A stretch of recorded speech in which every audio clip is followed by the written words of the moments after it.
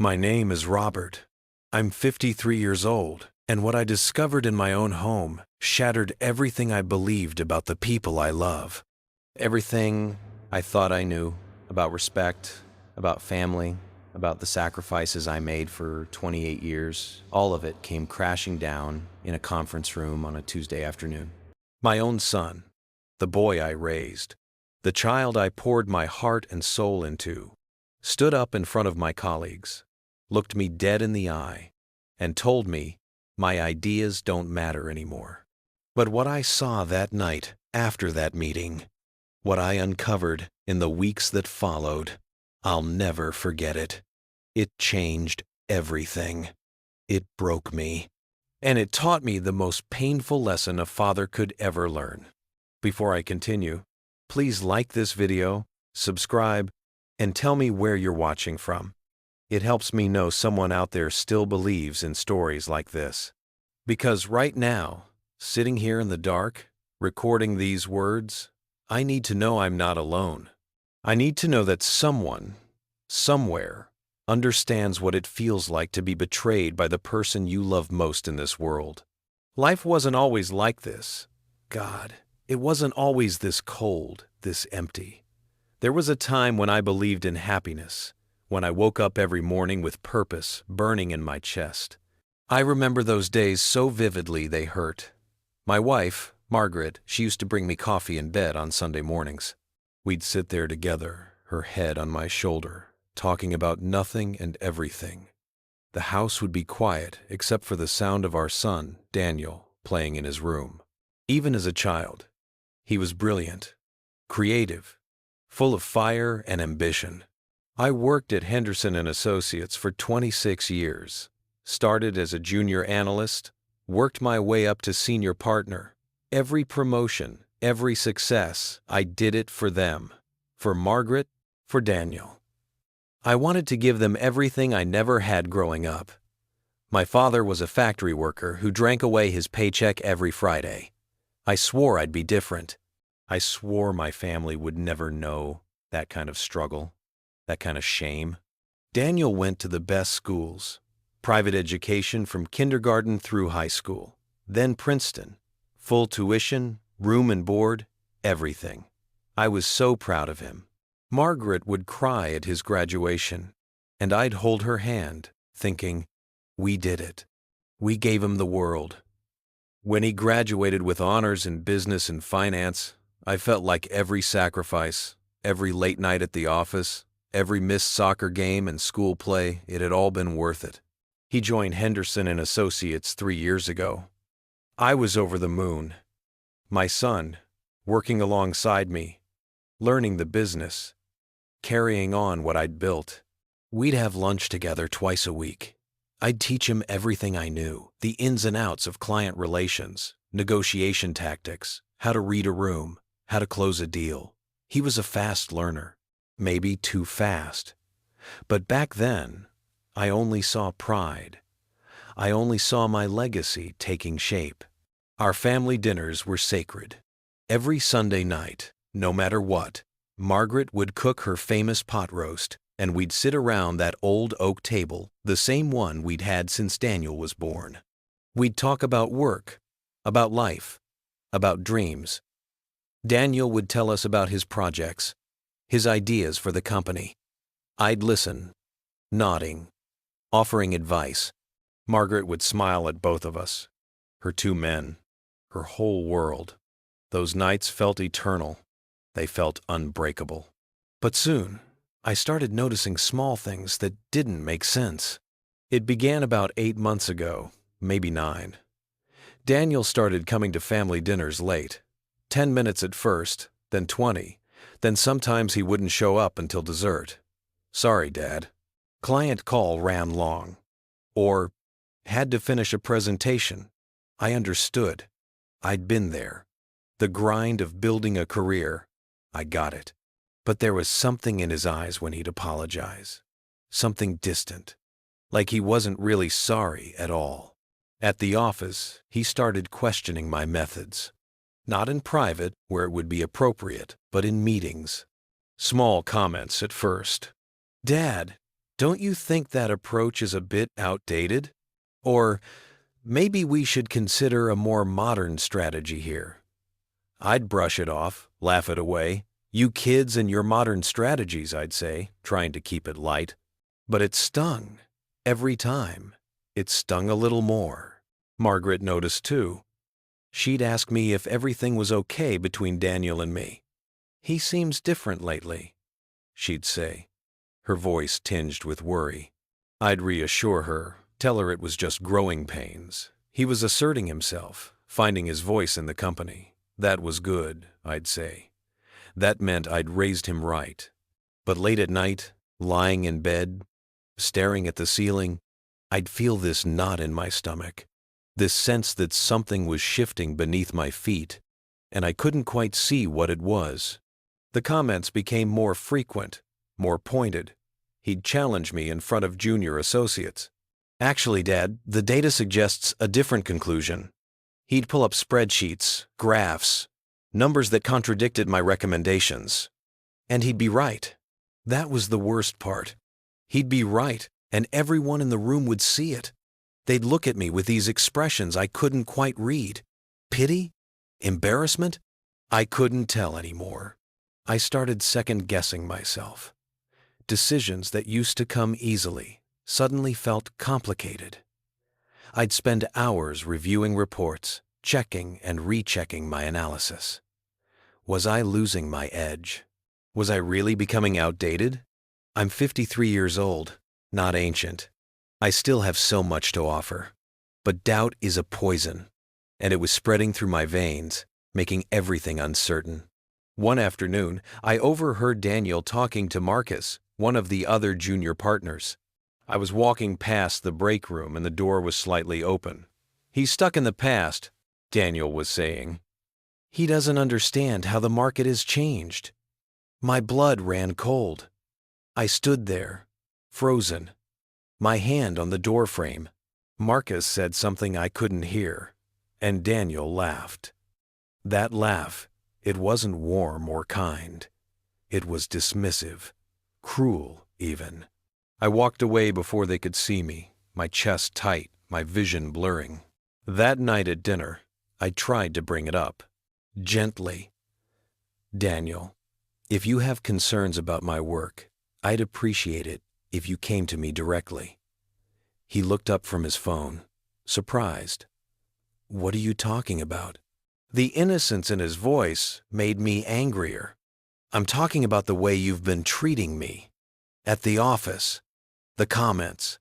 The undermining. He sighed. This long, exasperated sigh. Like I was a child who didn't understand. Dad, it's not personal. It's business. You taught me that. But it felt personal. It felt deeply, painfully personal. Margaret tried to mediate. You're both just stressed. You need to communicate better. But Daniel barely acknowledged her. He went back to his phone, scrolling through emails, his face illuminated by the cold blue light. I sat there, my pot roast untouched, feeling like a stranger in my own home. Until one night, I saw something that made my heart stop. It was a Thursday, late. I'd stayed at the office to finish a client proposal. Most people had gone home, but I could see a light on in the conference room down the hall. Curious, I walked over. The door was closed. But through the small window, I could see Daniel. He wasn't alone. 6 or 7 other junior partners and associates were with him. They were gathered around the table, looking at something on the projection screen. I couldn't see what it was, but I could see their faces. They were engaged, excited, and Daniel was leading the discussion, gesturing animatedly, his face alive with passion. I felt a strange mix of pride and unease. Pride that my son commanded such attention, such respect. But unease, because why hadn't he told me about this meeting? What were they discussing? I stood there for a moment, debating whether to knock, whether to join them. But something held me back. Some instinct told me, I wasn't supposed to be there, that I wasn't welcome.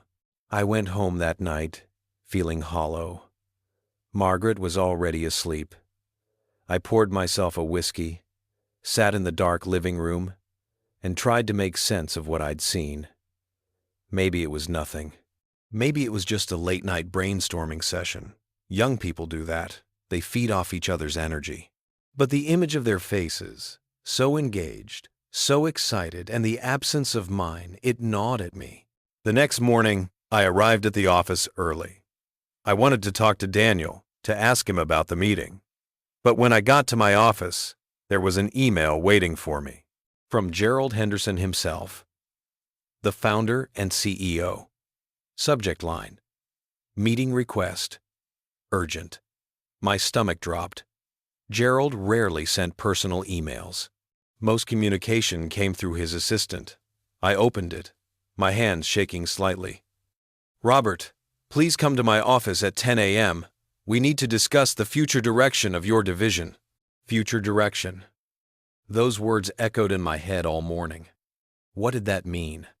Was I being let go? Demoted? At 53, after 26 years of loyalty, was this how it ended? I couldn't eat breakfast. I couldn't focus. I just sat at my desk, watching the clock, feeling like a condemned man waiting for execution. At 9:55, I walked to Gerald's office. My legs felt like lead. His assistant waved me in without a word, her face carefully neutral. Gerald was sitting behind his massive mahogany desk, his expression unreadable. Robert, sit down. I sat. He leaned back in his chair, steepled his fingers. I've been hearing some concerns from the team about your leadership style, about whether your approach is still aligned with where the company needs to go. The words hit me like physical blows. Concerns, leadership style, not aligned. I wanted to defend myself, to argue, but my throat was tight. What concerns? I managed to ask. He sighed. You're a valuable member of this firm, Robert. You've given us decades of excellent work. But the industry is changing. Client expectations are changing. And some people feel that you're resistant to adapting. Some people. I knew exactly who he meant. Is this coming from Daniel? I asked, my voice barely above a whisper. Gerald's face softened slightly. This isn't about one person, Robert. It's about the collective feedback I'm receiving. We need to be nimble. We need to be forward-thinking. And right now, there's a perception that your division isn't keeping pace. Perception. That word made me want to scream. I'd built that division from nothing. I'd brought in millions of dollars in revenue. I'd mentored countless young professionals, including my own son, and now it was all being reduced to a perception problem. What do you want me to do? Letter, do you want me to do? I asked, fighting to keep my voice steady. I want you to work with the team, Gerald said. Be open to new ideas. Let the younger partners have more input. Show them you're willing to evolve. I left his office in a daze. Work with the team. Be open. Willing to evolve. The subtext was clear. Step aside. Let Daniel and his generation take over. I was being pushed out, slowly but surely, and my own son was leading the charge. But the next morning, the evidence was right in front of me, and I couldn't ignore it anymore. I came into the office to find an email chain I'd been left off of. It was forwarded to me accidentally by Sarah, one of the administrative assistants. The subject was Q4 Strategy Overhaul, Confidential. The email chain went back 2 weeks. Daniel had initiated it. Q4 Strategy Overhaul. 2 weeks probably. He'd outlined a complete restructuring of our division's approach, including reassigning several of my key clients to other partners. The language was professional, clinical even, but the intent was clear: phase me out. What made it worse were the responses. Partner after partner chimed in with support. This is exactly what we need. Finally, someone with vision. About time we modernized. Not one person defended me.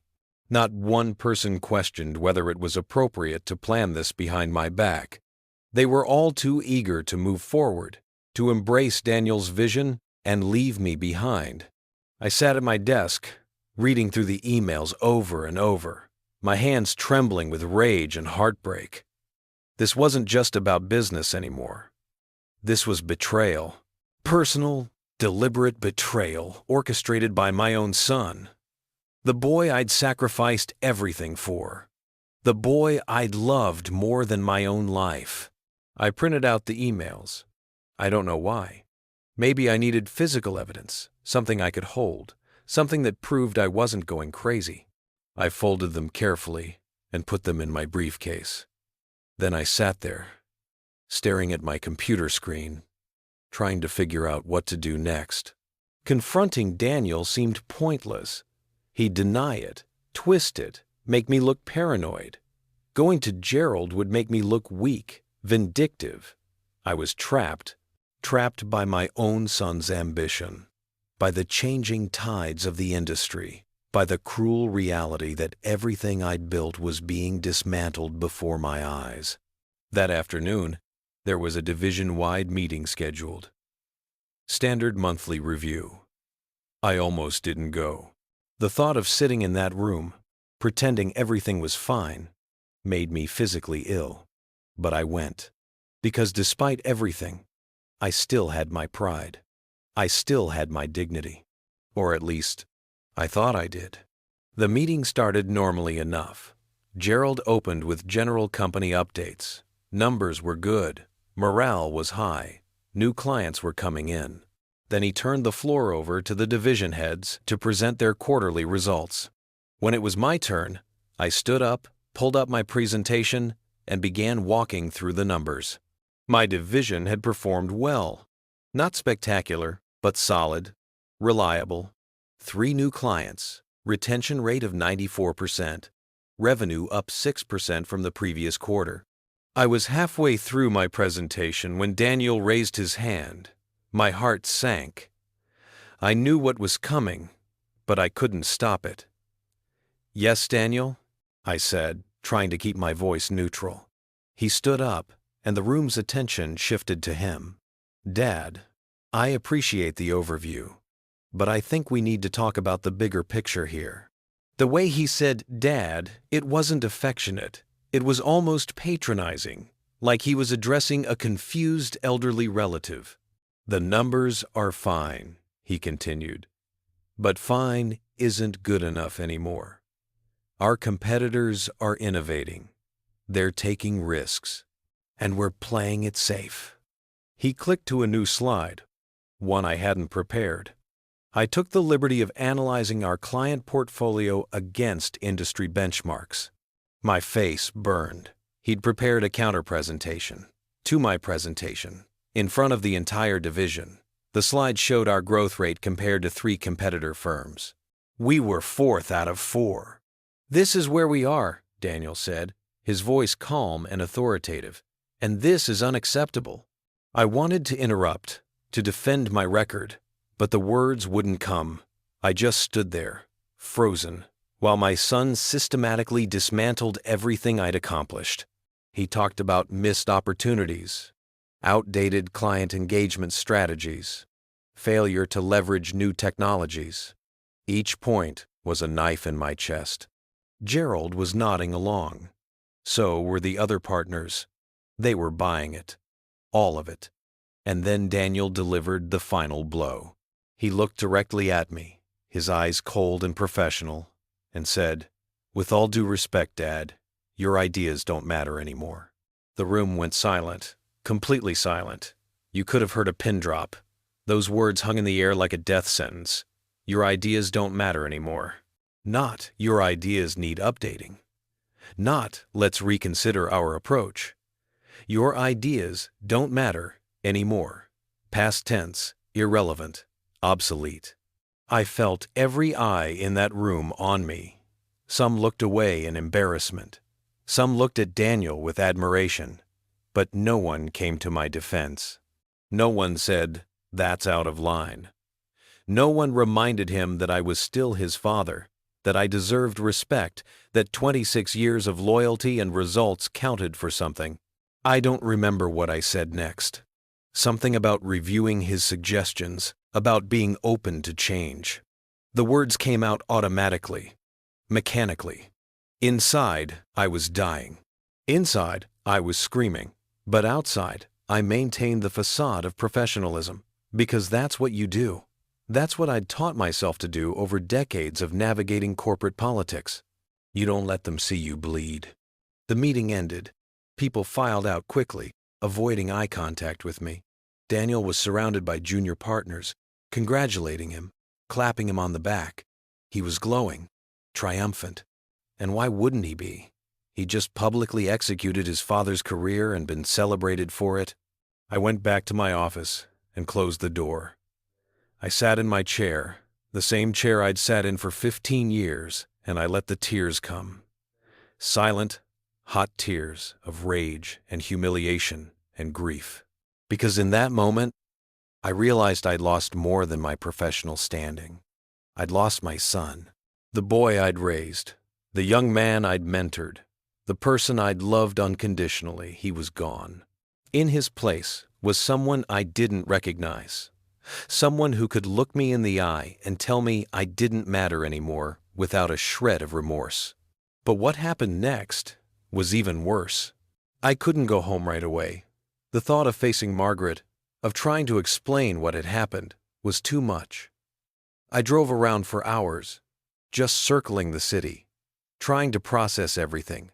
When I finally pulled into our driveway, it was past 10 p.m. The house was dark, except for one light in the kitchen. Margaret was waiting up for me. She took one look at my face and knew something was wrong. "What happened?"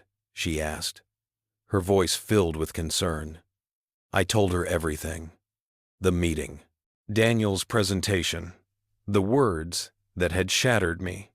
She listened, her face growing paler with each detail. When I finished, she was quiet for a long moment. Then she said, "I'll talk to him." But her voice lacked conviction. She knew, just as I did, that talking wouldn't fix this. Something fundamental had broken, and we didn't know how to repair it. Daniel didn't come home that night, or the next night. When Margaret finally reached him on the phone, he was dismissive. "Mom, it was a business discussion.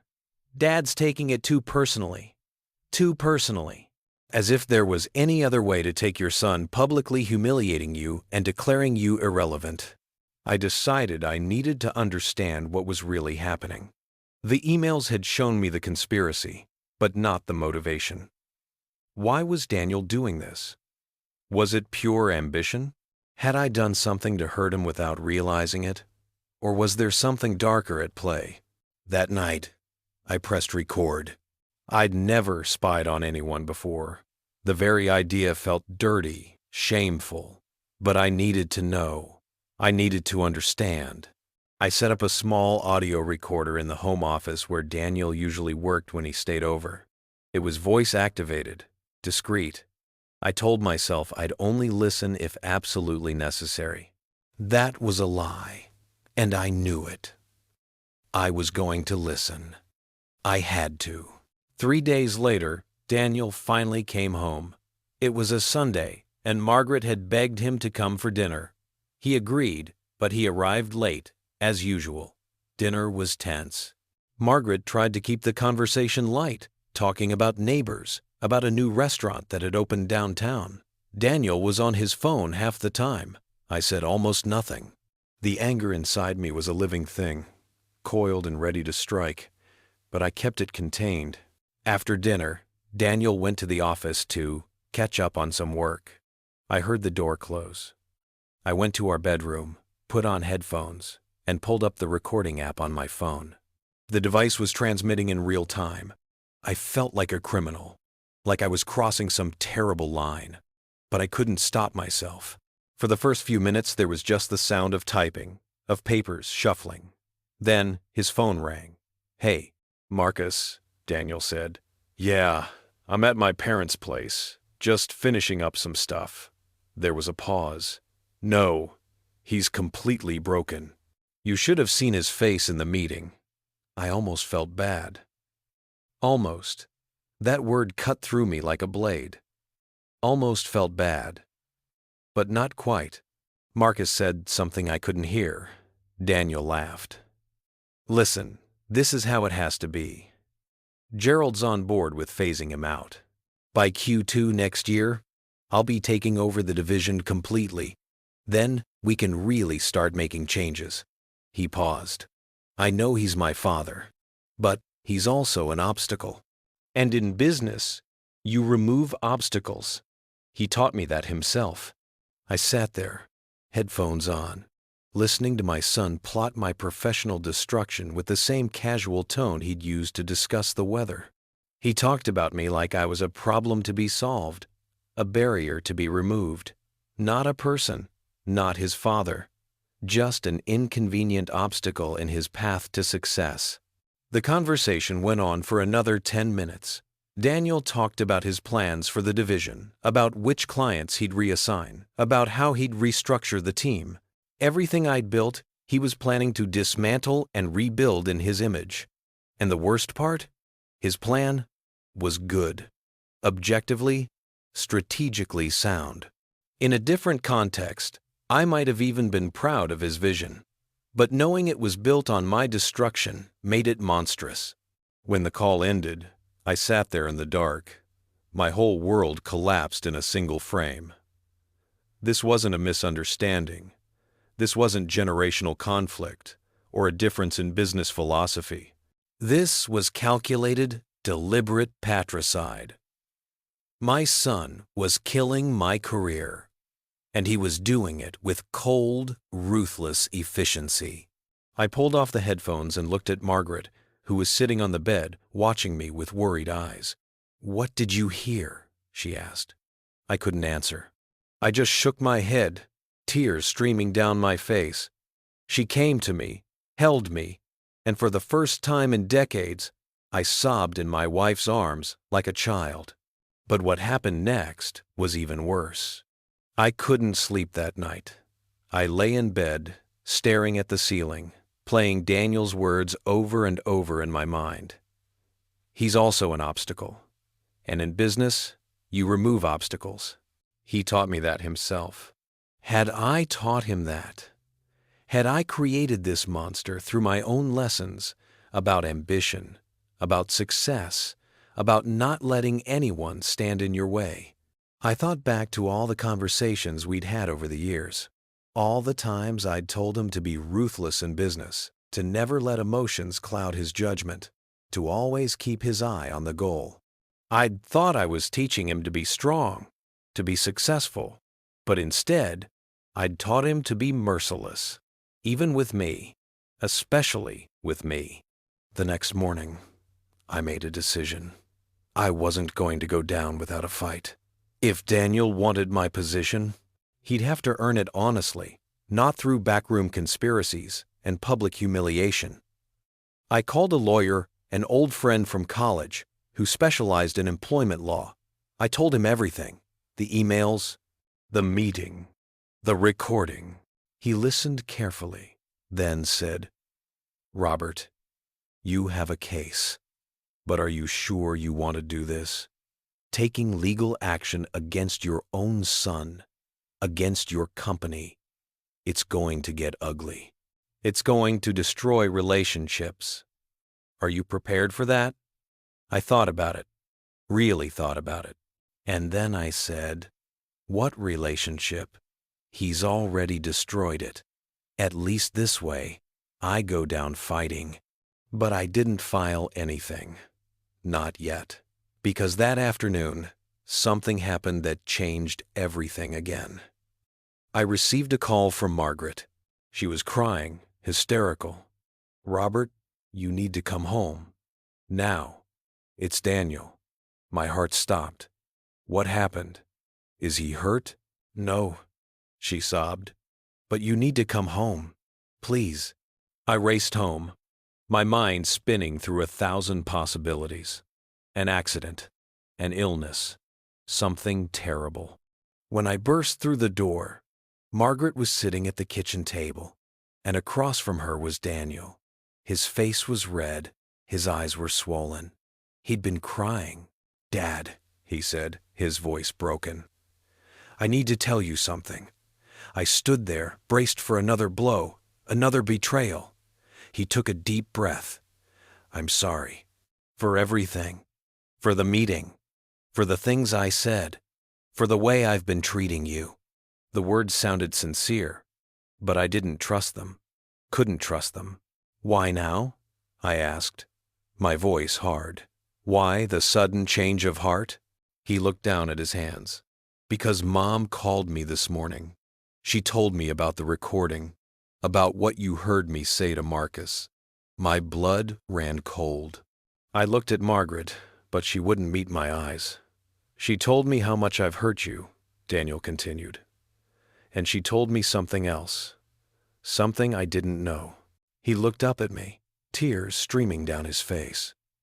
"She told me you've been having chest pains, that you've been to the doctor 3 times in the last month, that they're running tests to see if you have heart disease." The room spun. Margaret had told him that? That was private, medical, between husband and wife. She said, "The stress I've been causing you could literally kill you." And that made me realize, what am I doing? What have I become? I didn't know what to say. The anger was still there, burning hot and fierce. But underneath it, there was something else. Hope? Confusion? I couldn't tell anymore. "This doesn't change what you did," I said finally. "It doesn't erase the humiliation, the betrayal. You plotted against me. You called me an obstacle." "I know," he whispered, "and I hate myself for it. I got so caught up in proving myself, in making my own mark, that I forgot what really matters. I forgot that you're not just my colleague. You're my father, and I love you." Those words, "I love you," they broke something inside me. Because I'd been waiting to hear them. Desperately, painfully waiting. Despite everything, despite the hurt and the anger, I still loved him. He was still my son. And some part of me needed to believe he could change, that we could fix this. But I was wrong. Over the next few days, Daniel was different. Attentive. Apologetic. He came to family dinners on time. He asked about my health, my work, my feelings. At the office, he was respectful, deferential even. He publicly apologized in a team meeting for his behavior, saying he'd been out of line and that he valued my experience and leadership. Everyone seemed relieved. The tension that had permeated the office began to lift. Gerald pulled me aside and said, "I'm glad you two worked things out. Family is important." Margaret was thrilled. "You see, he just needed to understand what he was doing to you. He's a good boy, Robert. He made a mistake, but he's trying to make it right." I wanted to believe it. God, I wanted to believe it so badly. But there was this nagging voice in the back of my mind, this whisper of doubt that wouldn't go away. Something felt off. The transformation had been too quick, too complete. People don't change overnight, especially not someone as ambitious and calculating as Daniel had revealed himself to be. I kept the recording device active. I told myself it was just a precaution, that I'd remove it once I was sure Daniel's change was genuine. But deep down, I knew the truth. I didn't trust him anymore. Maybe I never would again. 2 weeks later, my suspicions were confirmed. Daniel was working late again, and I was listening to the live feed. Another phone call came through, but this time, it wasn't Marcus. It was someone named Jennifer from the board of directors, a board member I didn't even know Daniel had access to. "Everything's going according to plan," Daniel said. "He thinks I've changed. He thinks I feel guilty. But really, I'm just buying time." My stomach dropped. "Gerald wants me to wait until after the annual review to make the transition official," Daniel continued. "So I'm playing the repentant son. It's actually kind of easy. All I have to do is show up on time and say sorry a few times. Jennifer laughed. You're a smart one. Most people would have pushed too hard and blown the whole thing. But you're patient. Strategic. I learned from the best, Daniel said. And I knew he was talking about me. I'd taught him patience. I'd taught him strategy. I'd taught him how to play the long game.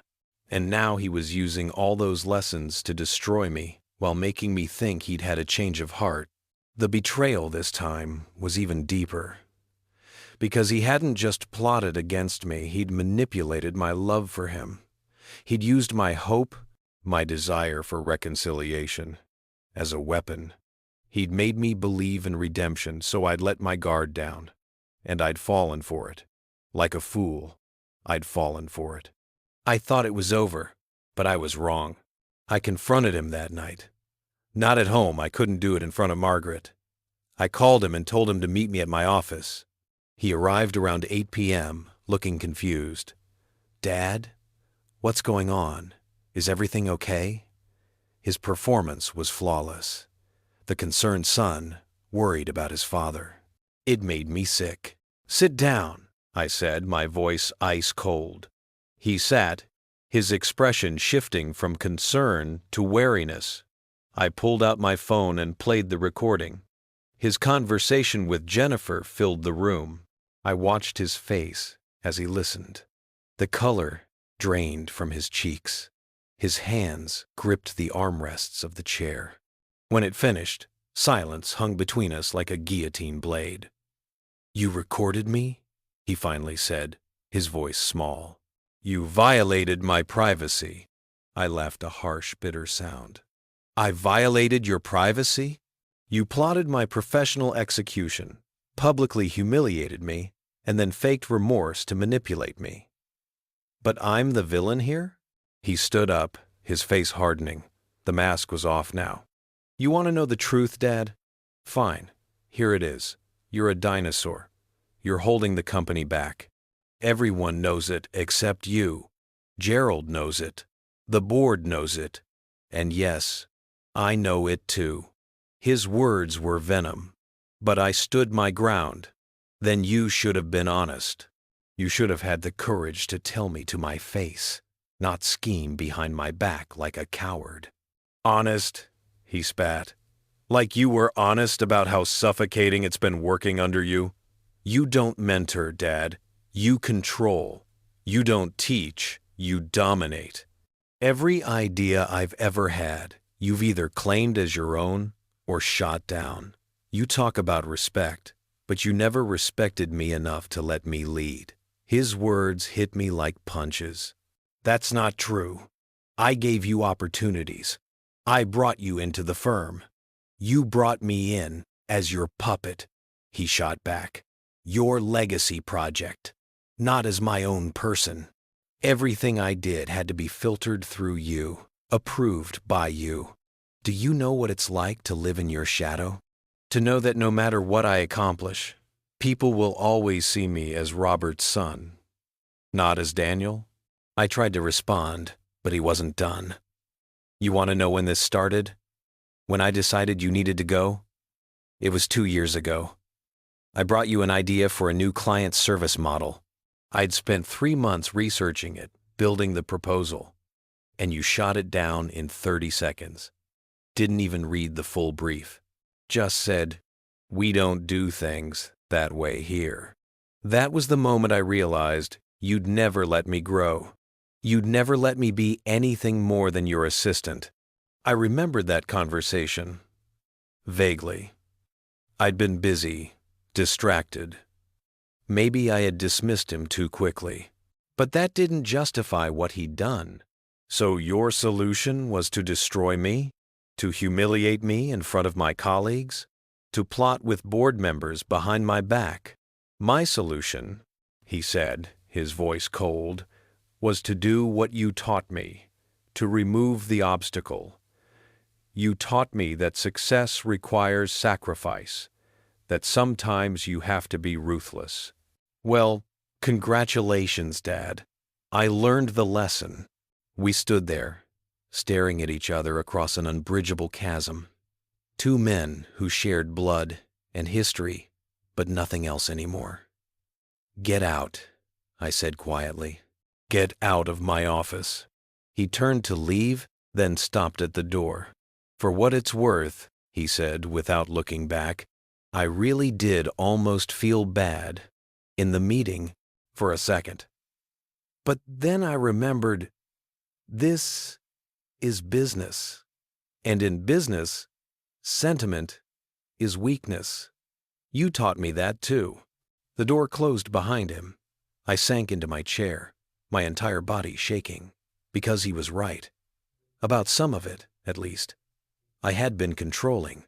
I had dismissed his ideas sometimes without proper consideration. I had been so focused on my legacy that I'd forgotten he needed to build his own. But did that justify what he'd done? Did my failures as a mentor excuse his betrayal as a son? I didn't know anymore. I didn't know anything anymore. The next few weeks were a blur of pain and bureaucracy. I hired a lawyer, a different one this time, one who specialized in corporate warfare. We built a case based on the emails, the recordings, the documented pattern of conspiracy, but my heart wasn't in it. Every meeting with lawyers, every deposition, every piece of evidence felt like another shovelful of dirt on the grave of my relationship with my son. Margaret tried to stay neutral, but the stress was destroying her. She'd lost weight, stopped sleeping. One night she screamed at me, "You're both so stubborn, so proud. Can't you see you're tearing this family apart?" "I'm not the one who started this," I said, but the words rang hollow, because in some ways, maybe I had. Maybe by being too controlling, too rigid. I'd set this whole tragedy in motion. The case never went to trial. Gerald Henderson called me into his office 3 weeks before the scheduled court date. "Robert, let's end this. It's destroying the company. It's destroying your family. What do you want?" What did I want? I wanted my son back. I wanted to rewind time, to do things differently, but I couldn't say that. So instead I said, I want to retire with dignity, full pension, a public acknowledgement of my 26 years of service, and Daniel stays in his current position. No promotion to my role for at least 2 years. Gerald agreed. The settlement was signed. I announced my retirement to the team in a brief, professional email. There was no farewell party, no speeches about my decades of dedication. Just a quiet exit, as if I'd never been there at all. My last day was a Friday in November. I packed up my office alone. 26 years of work fit into 3 cardboard boxes. Photos of Daniel at various ages.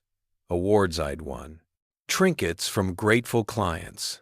All of it meaningless now. As I was carrying the last box to my car, I saw Daniel in the parking lot. He was on his phone, laughing about something. He looked up, saw me, and for a moment our eyes met. I waited for something, an apology, a goodbye, anything. But he just nodded slightly and turned away, continuing his conversation. That was it. That was how it ended. Not with a bang, but with a nod. Retirement was supposed to be peaceful. That's what everyone says, right? You've earned your rest. Enjoy your golden years. But there's no peace when your heart is broken. There's no rest when your mind replays the same painful scenes over and over. I tried to stay busy. I volunteered at a local business mentorship program, helping young entrepreneurs. The irony wasn't lost on me. I could mentor strangers, but had failed spectacularly with my own son. I took up woodworking, spent hours in the garage, building furniture nobody needed. Margaret and I traveled some. Portugal, Ireland, beautiful places that I barely saw because I was too lost in my own pain. The worst part was the silence from Daniel. No calls, no texts, no apology. It was as if I'd ceased to exist for him. Margaret would talk to him occasionally. He'd call her on her birthday, on Mother's Day. But he never asked about me, never inquired about my health or how I was adjusting to retirement. I was dead to him, and the funeral had been that final nod in the parking lot. 6 months after my retirement, Margaret showed me an article in the business section of the paper. Daniel had been promoted to senior vice president, the youngest in company history. The article praised his innovative approach, his leadership, his vision for the future. There was a photo of him accepting the award from Gerald. He looked triumphant, successful, happy. And looking at that photo, I felt something shift inside me. The anger that had sustained me for so long began to drain away, leaving only exhaustion and grief. "He got what he wanted," I said to Margaret, handing back the paper. "Yes," she said softly, "but at what cost?" I looked at her, and I saw my own pain reflected in her eyes. She'd lost them both in this war, her husband to bitterness, her son to ambition. She was the real casualty, caught between two men she loved who couldn't find their way back to each other. That night, I made a decision. I wrote Daniel a letter. Not an email, a real letter, handwritten on paper. I told him I was proud of his success. I told him I was sorry for the ways I'd controlled him, for the times I'd dismissed his ideas, for not seeing him as his own person. I told him that while I couldn't forgive what he'd done, I understood why he'd done it. And I told him that, despite everything, I still loved him. I would always love him, because he was my son, and nothing could change that. I mailed the letter and waited. Days passed, then weeks. No response came. I don't know if he even read it. Maybe he threw it away unopened. Maybe he read it and didn't care. The not knowing was its own special torture. And just when I thought life was returning to normal, something unexpected happened. It was a Tuesday morning, about 8 months after I'd retired. Margaret and I were having breakfast when the doorbell rang. Margaret went to answer it, and I heard her gasp, "Daniel?" I stood up, my heart pounding. He was there, in our doorway, and he looked terrible. His face was gaunt, his eyes hollow. He'd lost weight. "Can I come in?" he asked, his voice barely above a whisper.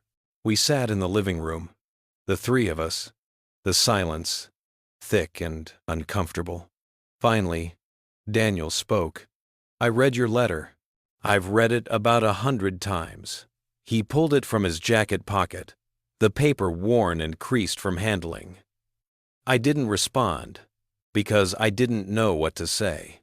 I didn't know how to face what I'd done. "What changed?" I asked, trying to keep my voice neutral. He laughed bitterly. "Everything. Nothing. I got the promotion I wanted, the position, the recognition, and it all feels empty, hollow, because the person I most wanted to prove myself to isn't there to see it." Tears started rolling down his cheeks. "I wake up every day and think about calling you, but I don't know how. I don't know how to apologize for what I did, for what I said. Your ideas don't matter anymore. God, Dad, I hear those words in my head constantly. What kind of person says that to their father?" Margaret was crying now, too. I sat there, frozen, feeling too many things at once. Part of me wanted to comfort him, to tell him it was okay. But another part, the part that still hurt, that still bled, wanted him to suffer the way I'd suffered. "Why are you here?" I asked. "What do you want from me?" He looked up, his eyes desperate. "Forgiveness, a chance. I don't know, something, anything. I can't keep living like this. I can't keep pretending that destroying you made me happy, because it didn't. It just destroyed me, too."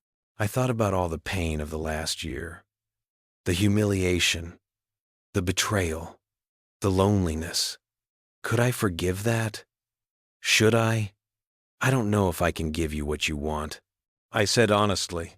"I don't know if I have forgiveness in me right now. Maybe someday, but not today." His face crumpled, but he nodded. "I understand. I just needed you to know that I'm sorry. Truly sorry. And that I love you. I've always loved you. Even when I was too stupid and ambitious to show it. He stood to leave, and something in me broke.